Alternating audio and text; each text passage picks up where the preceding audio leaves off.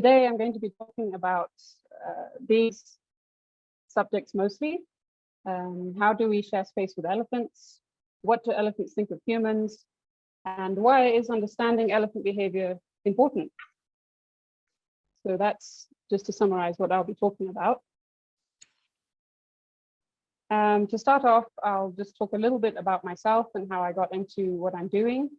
I was born and raised in Kenya, and I got into conservation because my parents are conservationists themselves, and they started a project a number of years ago in 2008 called Elephant Aware, and I have been working for that project for all that time. And I started to study elephants when I met Joyce Poole in 2011, and she sort of mentored me in learning about their behavior, and I was in the prime location to do that because I have elephants for neighbors. And in this photo, this is my tent. This is where I live. That's the place I call home. And that is sort of how I got into what I'm doing. And I'm not a scientist. I'm not a PhD or anything, but my experience comes from living in the bush with elephants and from knowledge gained firsthand and from experts like Dr. Joyce Poole. So that's how I got into what I'm doing. And this is just a map of the Mara ecosystem. It shows where we are, which is over here. You can see my pointer. That's where our camp is based. And this area is called Siana. And it's on the border of the Masai Mara National Reserve. It's in this area here. And this is just to give an idea of where we are. And the Mara ecosystem is obviously half of a bigger ecosystem when it's put together with the Serengeti.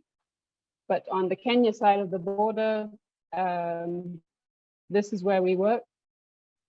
And I'll just refer to this area as the Mara ecosystem.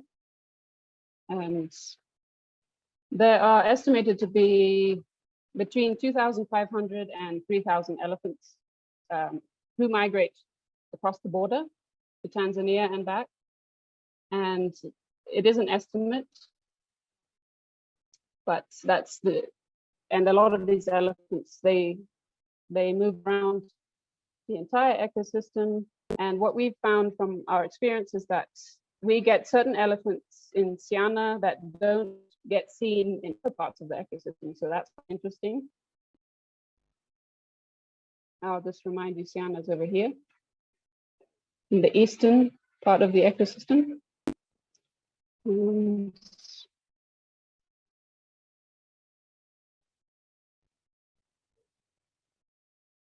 So a bit of background, which I'm sure many of you already know. Elephants and people have lived in this ecosystem for as long as anyone can remember. And in recent years, elephants have faced a lot of challenges that come from growing human population and also from growing infrastructure, all of which means that there's less space, excuse me. And therefore, elephants and people have to live in closer proximity than they ever have historically. And this is why you have issues like human-elephant conflict, and that is one of the biggest threats to elephants in this ecosystem. And elephants have to live with different people every day. They come across many different types of people. They have rangers who are trying to protect them. And from our experience with our rangers, certain elephants will become used to us and our vehicles and the rangers within the vehicles, and that's very interesting. But rangers are one of the types of people that they come across very often on a daily basis. And in this modern age, they also come across other types of vehicle traffic, such as motorbikes, passing through elephant areas, and in recent years, elephants have become quite used to motorbikes. That doesn't necessarily mean that they totally accept them. I mean, we've seen very different reactions when elephants are encounter motorbikes versus encountering vehicles. They will react differently. And from what we've seen, they tend to be a bit more annoyed towards motorbikes, which is interesting.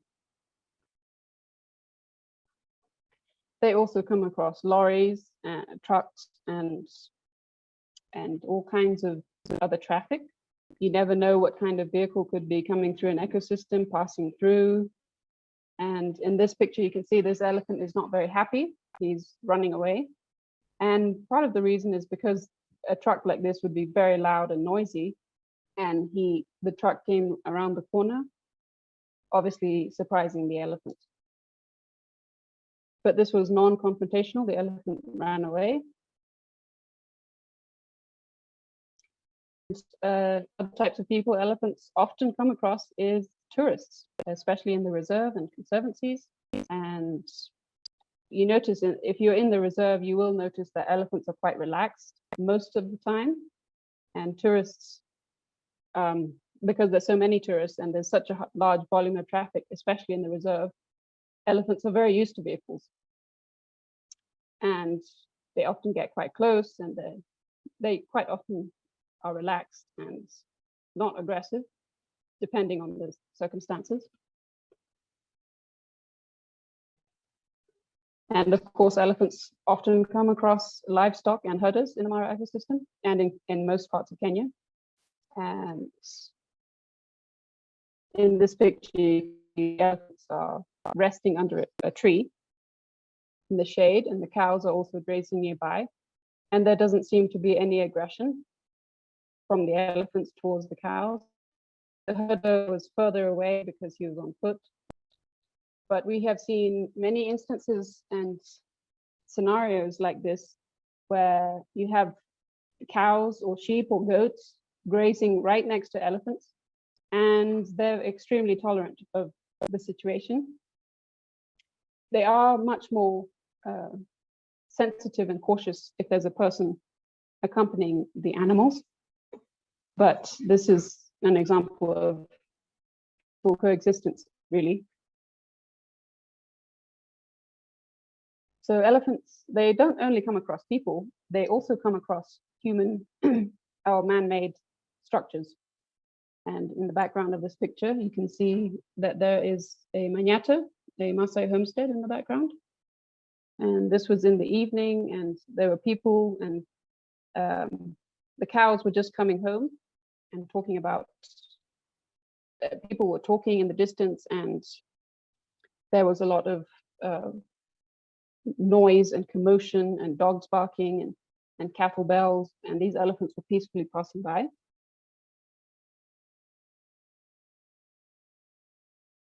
And another big issue that are confronted with in this modern age is fences. As many of you know, that fencing is a big issue in the Mara ecosystem and in other parts of Kenya. And elephants quite often get themselves into a fence if they're searching for water or grass or something. And our team have to go in there and help sort of usher them out gently.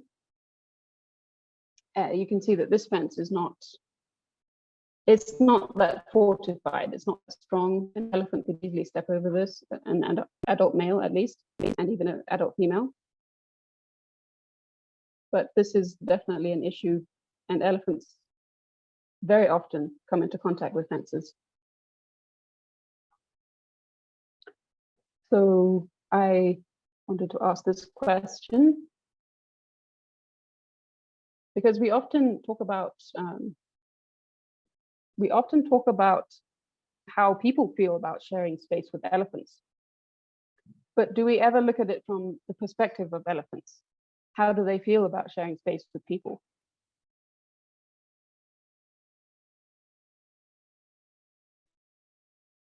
Elephants, as I said before, they come into contact with people almost every day, different types of people, and it can be very different contexts. It can be very dangerous contexts and elephants can be aggressive and react to situations differently, or they can be very relaxed, like in the reserve.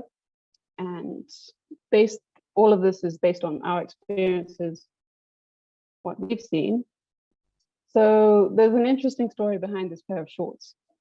And there are, I mean, it looks like a pair of shorts, but it's interesting. The evening before, this same pair of shorts was seen on the top of an elephant's head by my brother when he was out on patrol with the rangers. And it seemed as though the elephant who was carrying this purposely put it on top of his head. He was a young male. And you see this behavior with elephants. Sometimes you might see them with vegetation on top of their head, or you might see them carrying a stick and they put it on top of their head, and you'll see them even place something there, and it's on purpose. And there are different theories for this this particular behavior, and it's usually, sometimes it can be accidental. If an elephant is in a swamp and they go underwater and they come up and there's some grass on top of them on their back, but when they do it purposely and they actually place an object there, it's very interesting, because you wonder what they're thinking. You wonder what they're thinking when they put an object, especially a human object, on their head. So this elephant was purposely putting this pair of shorts on his head, and he was walking around with it. And at one point, the pair of shorts even slipped and fell, and he picked it up and put it back on his head.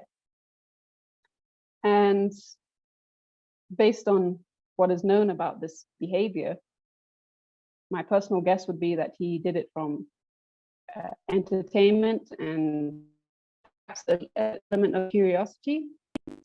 I'm sure he probably came across this pair of shorts that was discarded on the ground, and he could smell a human smell, and he probably was fascinated with it.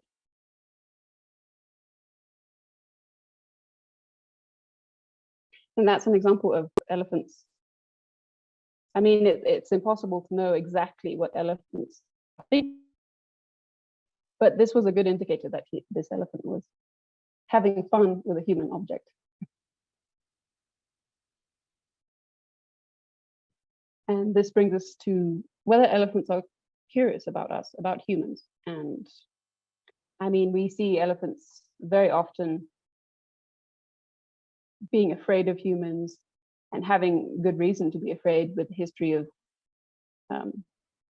hunting and poaching in parts of the continent.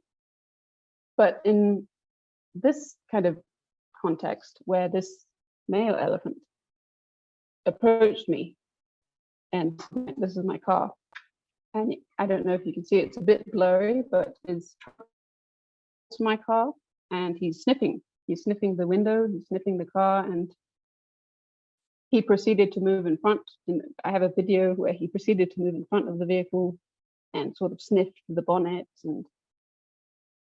And this particular elephant, his name is Meure, and he was in mass at the time, which is also interesting, because mass males, as you know, are renowned for being a bit more aggressive than when they're not in mass.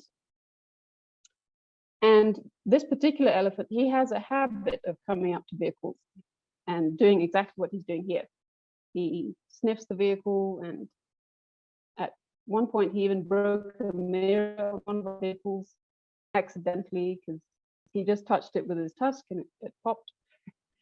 But this is very interesting behavior that, I mean, this is not the first time elephants are seen approaching vehicles. They do this, I believe, in Samburu at times and Amboseli.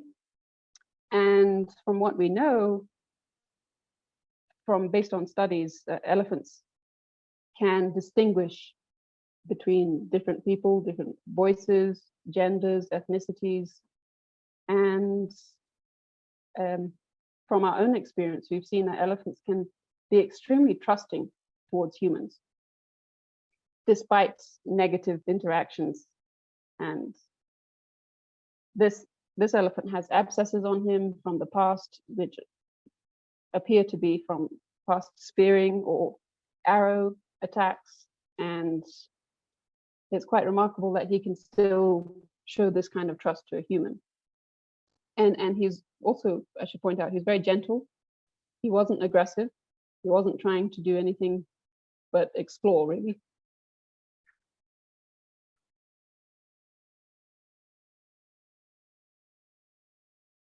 So this is a female elephant.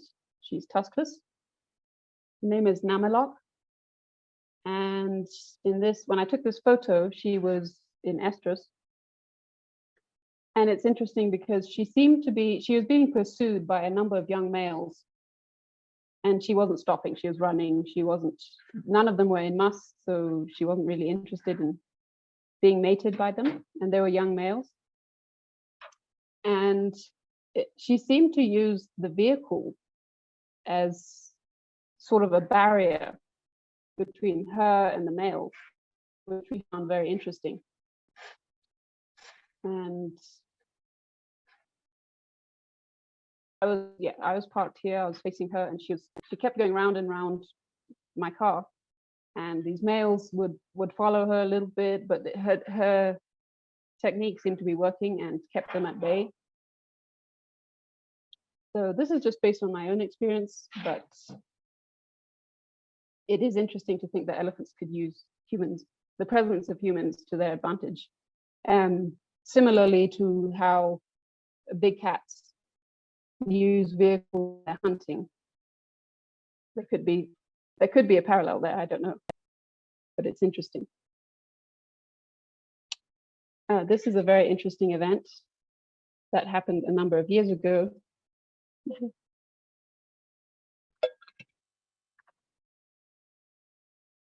I don't know if you can see the picture very well. It's a bit blurry, but this is an elephant who has his foot on the bumper of my car. And he was an elephant who was badly injured. We got help for him. He was treated by the vet. And I believe a 15-inch spearhead was discovered inside of him in this area. It was during the poaching crisis. It was back in 2013. And he was in a lot of pain. He was not doing well. He was struggling. And he showed the most remarkable trust towards us. It's hard to describe really, because he was so trusting, despite having the most horrific experience of being attacked by a human. And in this photo, I wonder still to this day if he was using that as a way to alleviate his pain, because this leg is his injured leg. And he just was very trusting. That is sort of a once in a lifetime experience, really. I've never had that happen again, but you hear stories, and I've heard stories of elephants approaching humans for help. And I have to say, based on my own experience, I think it is true. We've seen elephants have approached us many times when they're injured in different contexts, not so relaxed and trusting as this elephant. But actually yesterday we had an elephant who was injured, and he had an arrow in his foot. And when we stopped nearby and we watched quietly, and he was taking a nap, lying down on the ground.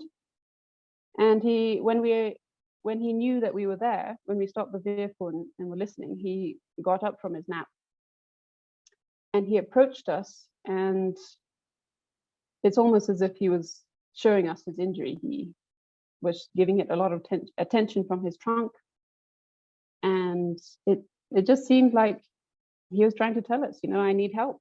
It's interesting. Of course, it's hard to know 100% if that's what the elephant is thinking, but based on our experiences, we're pretty sure, especially in this case, that he was asking for help.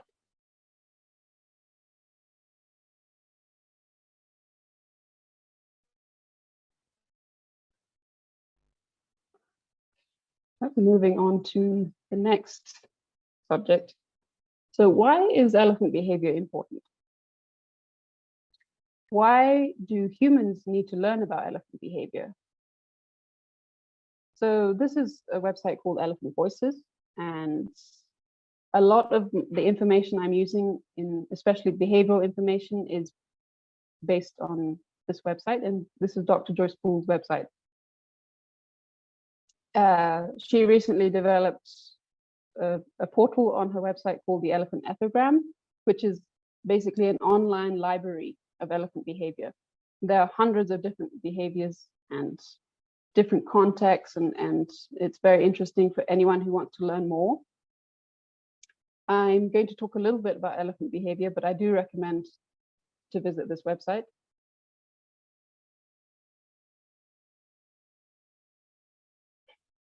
So elephant behavior, you have different contexts, of course, and some behaviors are really obvious. Anyone, even someone who's never seen an elephant, could have a pretty good guess at what the elephant is doing and thinking. In this photo, this elephant is really facing towards the photographer, me, and is walking past.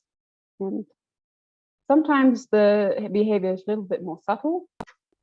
So this female, she's sort of facing towards me, but not really. She's facing more to the side. But if you really want to know what an elephant's thinking, you have to look at the tip of their trunk and where it's facing. And in this photo, you can see it's facing towards me, the human. And this is something that it's a big clue to know what an elephant is thinking and where their focus and where their attention is.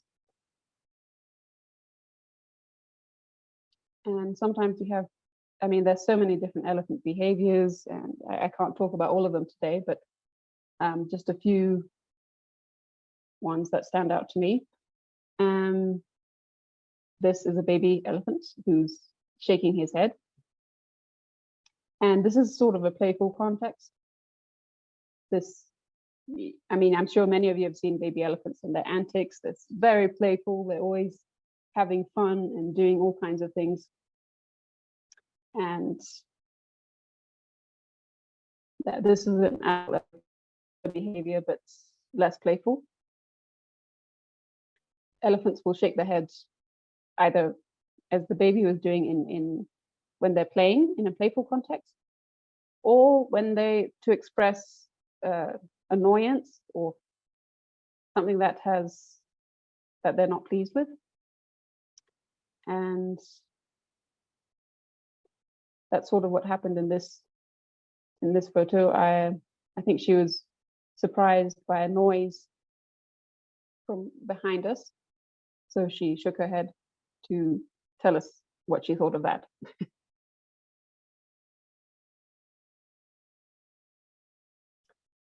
This is a musk male who is doing a lot of actions with his trunk.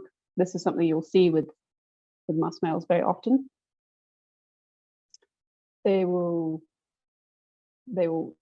place their trunk up in the air. They'll place it on their heads. They'll place it draped over their tusks, and you can tell he's a musk because you can see the temporal gland between the ear and the eye over here. You see it's oozing. And elephants, this is not only a musk trait, because the females who have temporin, and you'll see some liquid coming from this same temporal gland. But when it's in the context of females, it's usually light, and it's not as doesn't run down the face, and it's not quite as coagulated. With females, it can happen when in highly excited moments or stressful moments, and it usually will dry up in a short amount of time. Whereas with musk males, you'll see that there'll be a stain. Even it might dry a little, but there'll be a stain, and it sort of gush stops at certain times. And of course, musk males will have this throughout their musk cycle, which can be anywhere from a few weeks to a few months. So this particular elephant was doing a lot of antics next to me. He was shaking his head, he was twirling his trunk, and many different behaviors.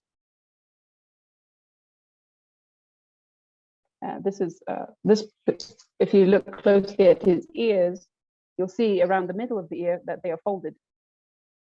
And elephants do this purposely to express, again, annoyance or as a threat. But it can also occur in highly excited social moments, for example, in a greeting. But if you look closely, when you're observing elephants, you will notice this ear folding. It's called ear folding. And that is a good indicator of how an elephant is feeling, depending on the context, of course. For example, if you come across a musk male and he's ear folding, that's a pretty good indicator that he's not happy. And of course, there are other signs to indicate that a male is in musk. Apart from the temporal gland, you also have the urine dripping. And in this elephant, you can see between his back legs is very wet. And he's in the height of his musk. So he's gushing. When he was walking, you could see the drip.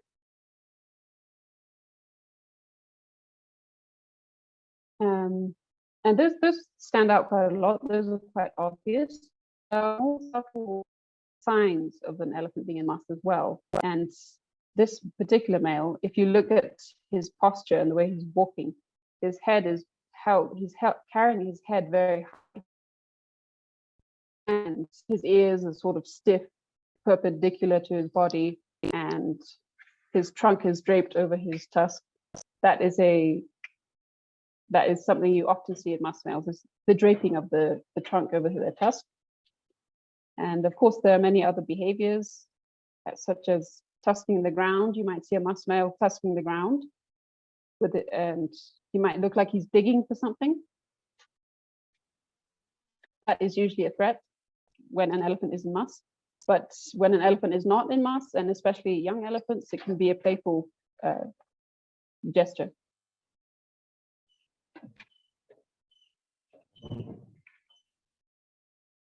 As many of you know, I'm sure you've come across musk males, and they may have behaved aggressively towards you, especially guides. You see elephants very often. And anyone who passes through a reserve or a conservation. And there are, of course, they're unpredictable. Males in musk can be a little bit unpredictable because their testosterone is so heightened at this time. But it's important to note that elephants are individuals, and each of them, they have different personalities. So some elephants might be more relaxed when they're in musk. Some elephants might be really grumpy and aggressive. But as a general rule, it's best to approach elephants in general, not just musk, as I'm sure many of you know. And one rule that I have learned from Joyce, for my own personal to use when I'm around elephants, is to always have an exit, a forward exit. If you get into a situation with an elephant that you're uncomfortable with, and the elephant is obviously unhappy with, then you should always have a forward exit. And all of this is, I'm sure, information that many of you know. And of course, elephants are not only aggressive when they're in musk. They can be aggressive depending on the situation. And I mean, elephants, like people, sometimes they have a day. This female is, if you look at her feet, you can see some dust. And she was kicking dust. She was kicking it in our direction. And that was a sign that she was unhappy. That's a threat when elephants kick dust. And you can also see other things. For example, her ears are very flared out. And I mean, you can tell she's not very happy. So look closely. She is in front and her herd is behind. She's sort of being defensive. And this is a female who, this photo was taken a number of years ago when we were getting to know this female. And now she's much more relaxed and has got to know us. Which is interesting.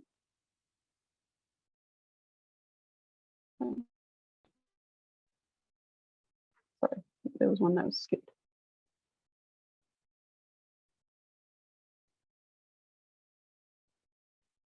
And of course, there are many elephant behaviors that I haven't been able to cover in this. And I'm not an expert myself. I'm basing all of this on my own experiences of living with elephants and observing elephants and working with elephants for over 11 years. And again, the elephant epigram on Joyce's website is a very valuable tool, which I think guides and students and tourists and anyone coming to the Mara ecosystem would find very interesting to use as a reference to learn about elephant behavior. And to sort of conclude the title of this talk, which was how guides and tourists and other people in this ecosystem share space with elephants. I think it comes down to space. Elephants are the largest land mammal. They need space in order to function properly and have a healthy population. And when elephants have space, it's best for everyone. It reduces conflict, it reduces people having to live too close together and being squeezed into smaller areas. And thankfully, the Mara ecosystem still has a lot of space for elephants, and it needs to be protected. And this picture is it's just an example of habitat in Siana. And you can see one elephant there.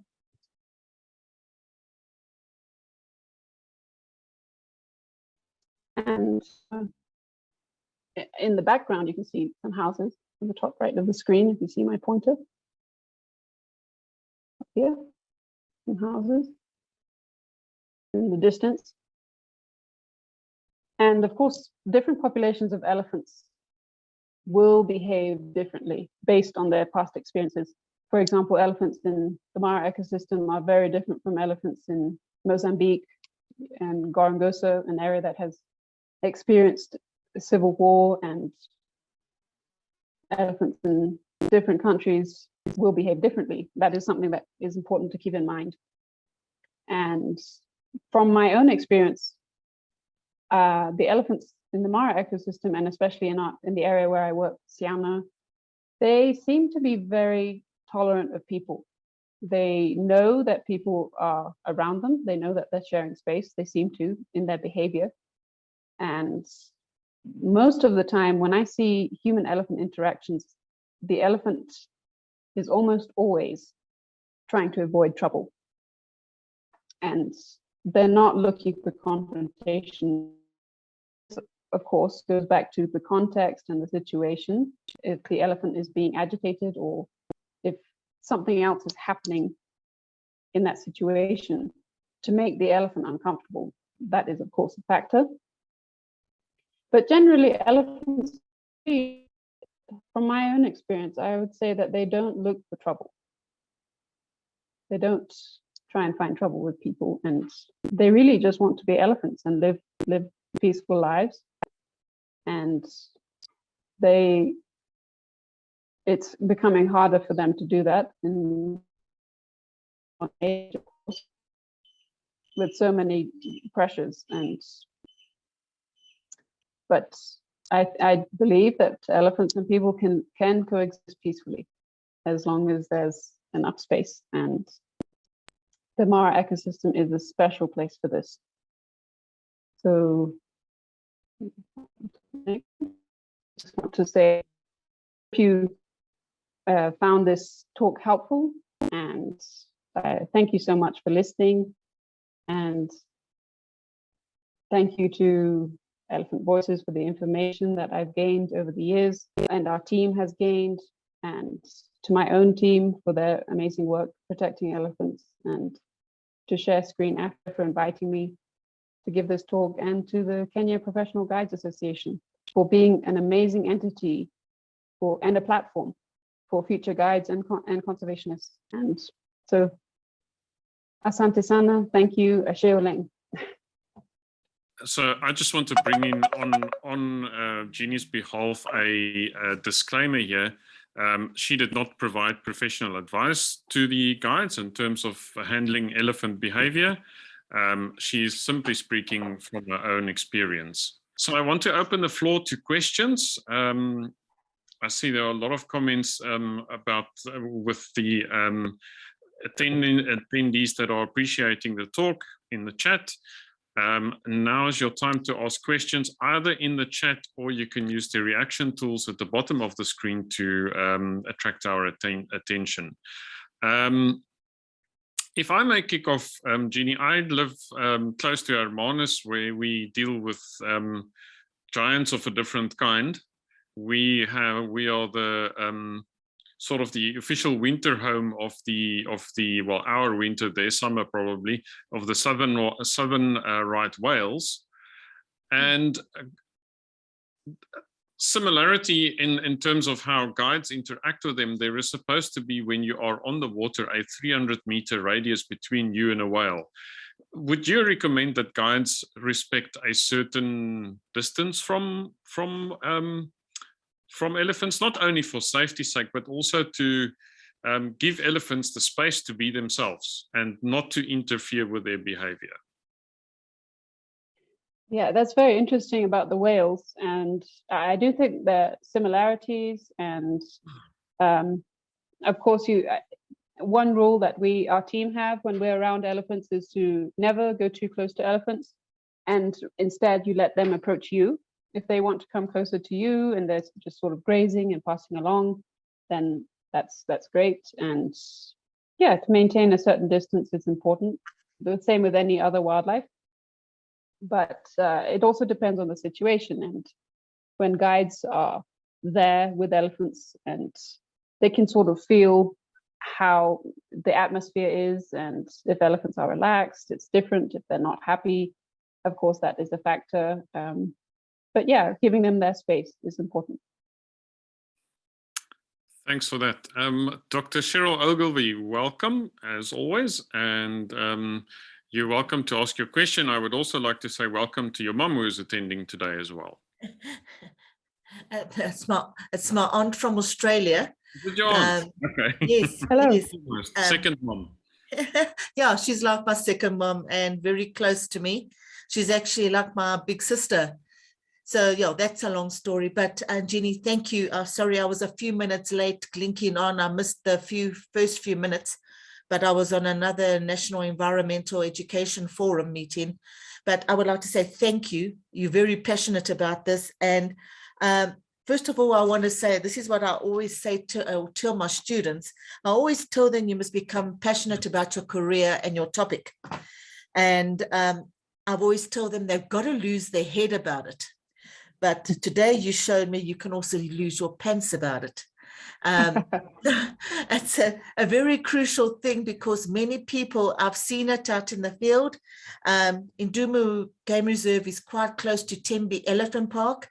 And I know there's just a sand road that separates Mozambique from Tembe Elephant Park. I've still got at Ndumu a river, but the Ellies do occasionally either break out from Tembe or break in from Mozambique. And there's also communities on the sides as well. So I would like to ask you, I know the communities surrounding Tembe Elephant Park farm, and they've got various crops that are quite attractive to Ellies. And one of the things that the Peace Foundation has tried to do is put up beehives. Now, is beehives quite successful? Should we put up more beehives? Because number one, there's a benefit in both ways. They get the honey, and honey is also brilliant for health and for nutrition. So tell me, would you say put up more beehives, or how would you keep the Ellies out of the crops? Because I know you must not approach them. I know the danger aspects, but what would you do if you were one of the community members living alongst a protected area and the Ellie gets out? Thank you, Cheryl. Yeah, that's an interesting question. I know that bees, there are beehive projects. I believe the founding project was here in Kenya, and it seems to be very successful. And of course, I can't speak for all areas, because when it comes to beehives, I think it really depends on the area. It's not really a one size fits all solution. For example, here where we are, we can't use beehives because there's a lot of cattle and livestock, and bees and cows don't really go together. But yes, I know there are a lot of people who use bees successfully, and also other tactics like lights, and if you have bright lights around your crops, or flashing lights. And I think some people use chilies, but mostly the community around us, when they have an issue with elephants going into their properties, we tell them to remain calm and basically call us, and we respond to the incident. But yes, I think bees have their value in different areas. Thank you. Yes, I know chilies also work, because we had one of our master students that did a study on chili bombs. I'm not too sure of the area. I mean, I wasn't his mentor. I think it was the Congo, around about there, but I believe that does work. So I just don't know how to educate the surrounding community, because that's kind of one of my roles as well, is to build better relationships between the communities and the protected areas. And I know Ellie's towards the Tembe side is quite a hot topic, because what do they do when they lose their crops? How does Ezemvela KZN Wildlife deal with it? It's a lot of costs for people that don't have money. Also, they can't use lights, because most of these homesteads don't have electricity.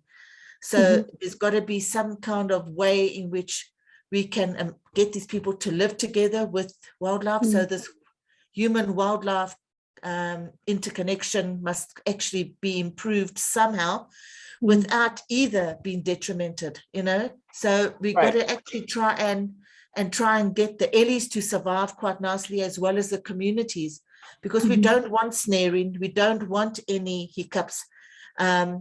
Number one, who was there first? So yeah, so I would love to get hold of you, Jenny, to try and get more information pertaining to this. Is that all right? Yeah, I'd be happy to. And I mean, there's no, like I said, there's no one size fits all solution for all these human elephant conflict problems. But I think it also brings it back to the fact that elephants are individuals, and different techniques will work on different elephants, but not one. There's no one technique that will work on all elephants. Like I believe Lucy was saying in her talk, how if you repeat a certain technique too often, like different calls, elephants will get used to them, and they'll know that you're playing a trick on them, in a sense. Yes. And so it is very individual for elephants and the different areas. So, but please do get in touch. Yeah, and these paintballs, is it a good thing, or is it a bad thing? Paintballs. Sorry, how are those used? They're like little rubber balls that just shoot an Ellie, but it like lands on his bum, and it kind of just stings. But I know they can fill those balls with chili. And I know elephant skin is quite thick, so they may not feel the pain too much, but I don't know if it's ethically approved. You know, is it good? Is it bad? I don't know, John, maybe you've got a better answer for me, but I've just got to try and protect the community, but I've also got to try and protect the Ellies as well. So we don't want any hiccups either way. Right. It's a difficult balance. I mean, I can't speak on how successful that is. I'm not too familiar with it. But generally our approach is more, it's gentle persuasion of elephants. And like I said, it might work where we are, but it might not work there. And but it's interesting to hear all these different techniques. Yes. No, thank you. But we'll keep trying, and we'll try and find the right way in order to deal with this. I mean, I can try and educate as much as possible. I can try and do elephant education and elephant behavior and what spurs Ellies on and what to look for, all the different traits. But still, the Ellies come into their crops, and yeah, they can destroy a crop. Yeah, and I think that's one of the that's challenges. their livelihood. Yeah, it's their livelihood. That's right, that's also a difference. When we are where we are, we don't really have an issue with crops so much. That's a completely different field, really. Thanks, Gini. I'm going to just, John, before I take your question, I'm just going to read the question from George in the chat. Thank you so much for the talk. It's very educative. We always communicate to them, but our understanding is different. I have once seen elephants helping their young ones to, I think, close to the Mara River, and they prevented them from be taken by strong currents. So there's evidence of elephants helping their young. Do elephants at sunset age feel comfortable to die near camps and lodges? Sorry, what was that last part? Question. Do elephants, or have you experienced that elephants at, when they are older, feel comfortable to die near camps and lodges? So I'm guessing that George has seen evidence that happened. Yeah, that would be interesting. I think most of the time when elephants die naturally of old age, they will usually be with their herd. So if it's a female, they're usually surrounded by the herd. And sadly, many of the elephants we've encountered over the years have not died naturally. So that where they die is not their own choice. But I think elephants usually they do try and find a place that is where they won't be too disturbed, and the family can be there to mourn for them if it happens naturally. That's interesting. Very, if it's by choice, a dignified process. Yeah. John, please go ahead. John, when do you sleep? We will not have any presentations over the weekend, so you can sleep. Thank you, Jan. Yeah, it's been my misfortune. You stacked several one after the other that I really wanted to see. So it's been a long day or so. Thank you, Jean. Thank you very much for a really interesting talk. Just a very, very quick question on what you were discussing about understanding the behaviours of known individuals. Just harking back to those photographs of the musk male that was obviously very close to you at the time you were taking those photographs. Do you remember much of the particular circumstances around that photograph, or how that animal was behaving, or what may have happened afterwards that might be interesting? How well did you know that elephant, for example? Is there anything you could elaborate on there? Thank you. Yes. So this particular male, that was the first time I had seen him, and he was with a herd of females and babies. He was with a herd of females and babies, and he was acting like a musk male. He was walking around, and he approached me. I didn't approach him. He approached me, and he did some of those antics of twirling his trunk and shaking his head. And if it's an individual I know really well, of course I'm not going to be worried. And if it's an individual I met for the first time, then I'll just watch his behavior, see what he's like. Mm. But after that, he just walked away. He wasn't really aggressive. He was putting on a show, really. Okay. Thank you. I just was a little curious. That's really also okay. Shukura sana. Thank you. Thank you. Thanks, John. Thanks, John. You're welcome. Before I take Steffi's question, I would just like to also draw your attention to the link that Maret shared in the chat. Really linking very well with this presentation is the previous presentation by Dr. Lucy Bates. It was fascinating talk about the intelligence of elephants and experiments that they did with elephants regarding recognizing people from different tribes in Kenya, which is absolutely fascinating. So it really linked very well with the picking up the pants kind of behavior today. That was really interesting. Steffi, please go ahead and ask your question. Yes, hello. Good afternoon. Thank you very much, first of all, for this presentation. I have a question regarding the cars in such an environment. It has been mentioned with a truck or lorry where an elephant ran away, and it has been mentioned that, of course, trucks are very noisy. I wonder what's the opinion or experience towards these safari vehicles, which in my eyes are never quiet. They're always noisy. And I go a lot on safari and also watching elephants. And I mostly liked it when the guides switched off the engine. So, and we could just watch them quietly. But we have had, not very often, but we have had it, that the engine had to be switched on and we had to drive away quickly because there was a guy who didn't like us.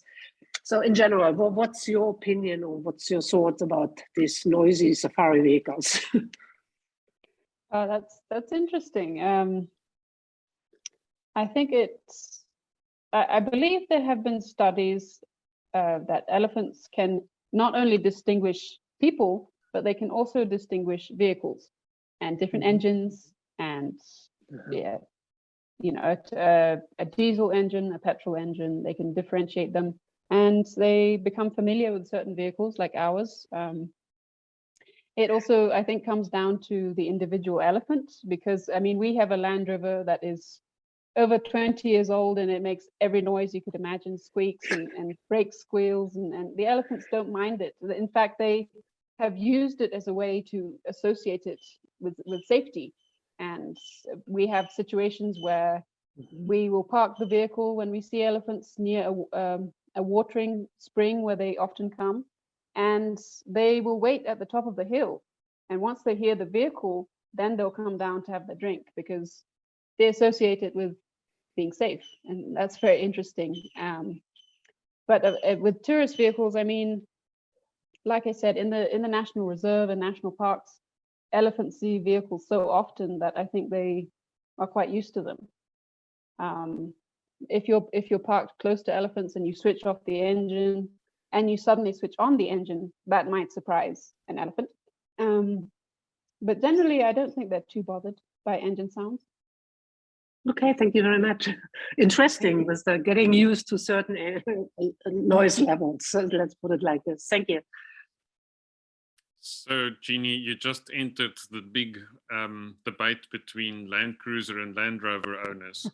You just gave the stamp of approval to Land Rover. Well, we have both. You've got both, okay. Yeah. So you could run an experiment on which one do elephants prefer. Yeah, it's actually interesting. I mean, the Land Rovers we've had for a long time. We have a new Land Cruiser that we got recently, and they can immediately tell the difference. They're a bit more cautious with the Land Cruiser, but they're getting more and more used to it. So that's interesting. So it's a question of what they know. Yes, I think so. Okay. If there are no more questions at the moment, I would like to just point out to everybody that this talk will be on the Share Screen Africa YouTube channel very soon, and you can listen to that again. So, or watch it again, and please share it as far and wide, and please invite more people to the rest of the talks as well. We're looking forward to the rest of the series. The next one being always on the last Friday of the month, 1 o'clock, same time. So yeah, Gini, at this moment I don't see any further questions, so I'm going to thank you and let everybody go.